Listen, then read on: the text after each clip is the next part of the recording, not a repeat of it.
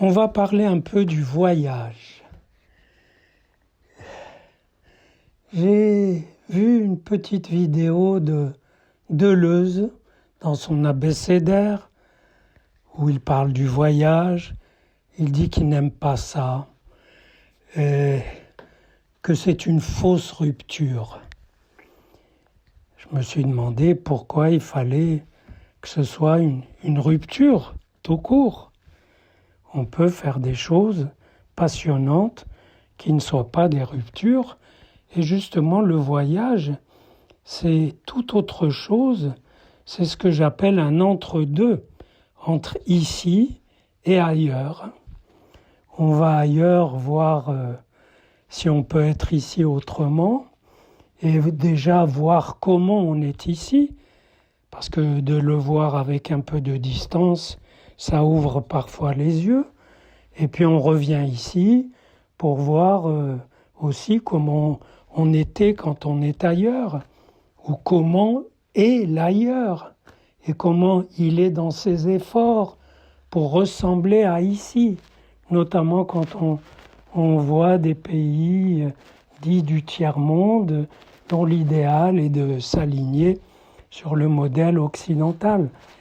Bref, c'est un espace de jeu, le voyage, et on peut y faire toutes sortes de coups, heureux, passionnants, ratés, toutes sortes de mouvements. Il n'est pas nécessaire qu'on aille là-bas reconnaître ce dont on a rêvé ici. C'est ce que Deleuze dit quand il cite Proust, qui dit que quand on voyage, on cherche à vérifier. C'est ce qu'il faisait lui. C'est pas forcément ce qu'on fait. Ce qu'on fait, c'est voir la différence. C'est voir que même si on reconnaît des choses d'ici, elles sont d'ailleurs. Et c'est cet arrachement de l'ici à lui-même qui est intéressant. C'est ce décollement, pas forcément de nous, parce que nous, on part avec notre corps qui est déjà un vaisseau spatial, un véhicule très intéressant dont on ne peut pas se débarrasser, et tant mieux, et qui donne la mesure et la démesure des différences, petites ou grandes.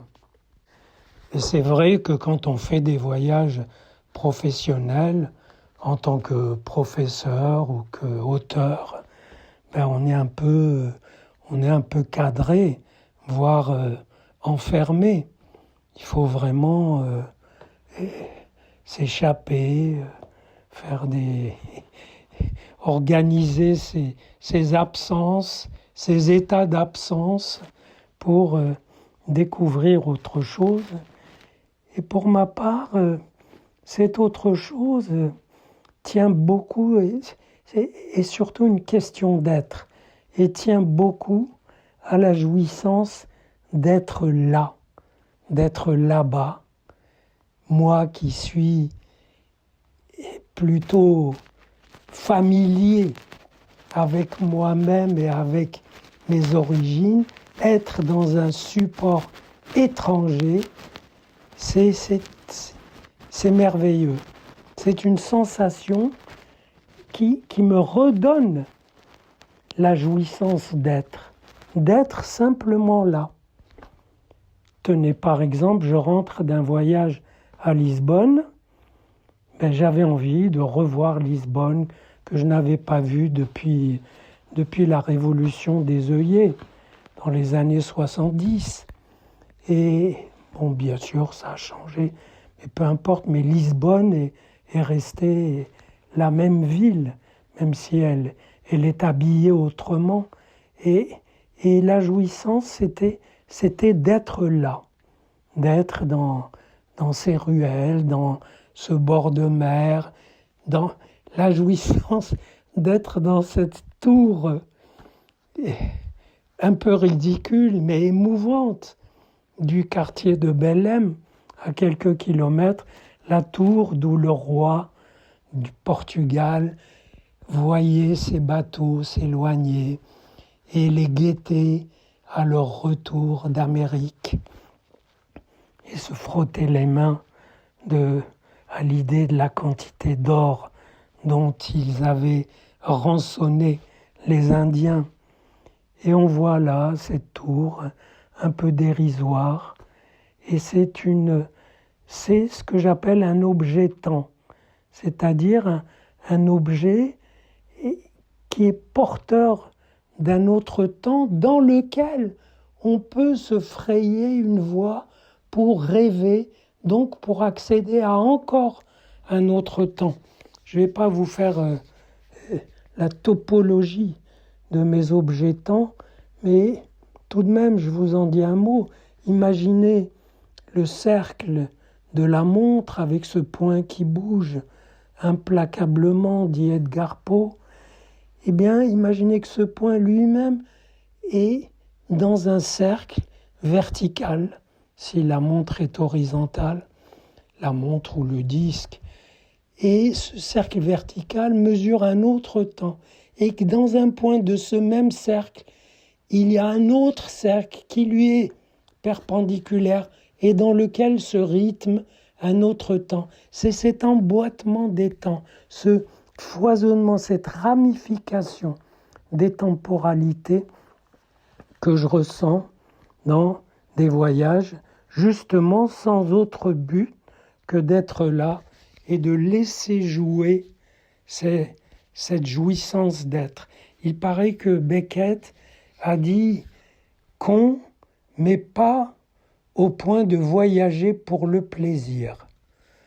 C'est vrai que le mot plaisir est un peu indécent. On va prendre son plaisir dans l'espace des autres, son plaisir à le frôler du regard. C'est vrai, c'est même un petit peu obscène, mais on n'est pas obligé de voyager pour le plaisir. Pour ma part, je parle de jouissance d'être ailleurs, autrement. Et bien sûr, on garde le contact avec son chez-soi, même si on ne communique pas. Et le chez-soi, qui est tout l'Occident, il vous accompagne. L'avion est en retard et on vous explique que s'il est en retard, c'est dû à l'arrivée tardive de l'appareil. Donc on vous rappelle qu'on vous embobine par des discours auto-référés qui renvoient à eux-mêmes et qui vous tournent en bourrique. On vous le rappelle que vous êtes objet, et bien sûr objet de toutes les attentions exploiteuses, car le voyage est une industrie.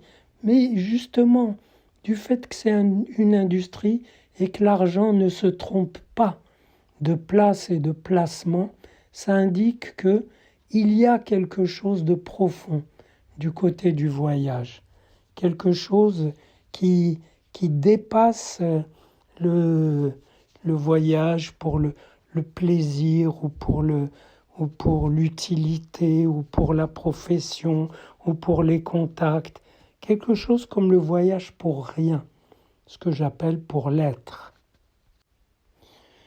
Et puis c'est bon d'emporter avec soi, en voyage, son exil, c'est-à-dire le fait d'être désitué par rapport à l'espace où on est, quel qu'il soit. Surtout quand, comme moi, on est exilé d'une terre qui n'était pas la sienne. On porte un exil intrinsèque, immémorial, d'une terre qui n'a jamais été mienne et qui pourtant existe, celle où je suis né, celle où a émergé un texte qui m'importe beaucoup, la Bible, et d'autres villes avec lesquelles j'ai sympathisé avec une ville pour s'y sentir à la fois soi-même et tout autre. Et il y a des villes qui sont comme des personnes ou des groupes qu'on a connus, qu'on retrouve. On a établi une familiarité. On peut se perdre dans leur dédale ou pas dans leur dédale. Et si vous faites la 6e avenue d'un bout à l'autre, c'est comme un labyrinthe dans le désert. Il n'y a pas de dédale, mais c'est épuisant. Et c'est pas du tout pareil que d'errer dans les ruelles d'une Médina ou dans les ruelles de Lisbonne, avec en plus des monticules, des collines qui n'en finissent pas et qui vous musclent les jambes.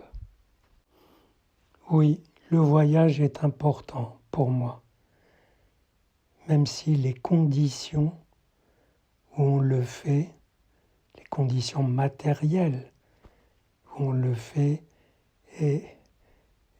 me font hésiter avant d'en entreprendre certains. J'ai vu que dans les avions, ils ont gagné des places et ils n'ont aucune idée de l'immobilité oppressée à laquelle ils vous contraignent, sauf si vous pouvez vous offrir de l'espace. Tout comme à Paris, vous êtes oppressé dans les embouteillages, sauf si vous pouvez vous offrir le taxi qui roule dans les couloirs dédiés. Bref, l'aménagement des espaces et des déplacements et des places reflète la loi du profit, mais comme on ne peut pas la changer, il faut passer à travers. Et ce passage à travers, c'est peut-être l'esprit du voyage.